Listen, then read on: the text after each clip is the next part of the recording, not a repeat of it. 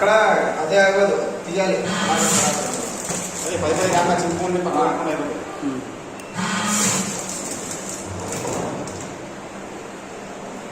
Hot దగ్గర ఏమేమి ఉంటుందో చూడు, మొత్తం హాట్ ఉంటుంది. ఇక్కడ టచ్ దీన్ని తీయాలి. దాని తర్వాత స్ప్రింగ్ పట్టుకొని దాని తర్వాత కూడా చేయద్దు, చేయి ముట్టాలి. చేయి ముట్టదు. చిన్న ఉంది కదా దాంతో చేయాలి కంపల్సరీ. చాలా అంటే చాలా హార్డ్ ఉంటుంది. అదే దీన్ని కూడా ఎక్కడ మెటల్ ఉంది కదా తెచ్చదు, క్లీన్ చేయాలి.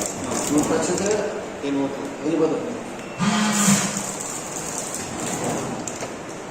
ఇది అది బాగా ఎక్కడ టచ్ చేయదు.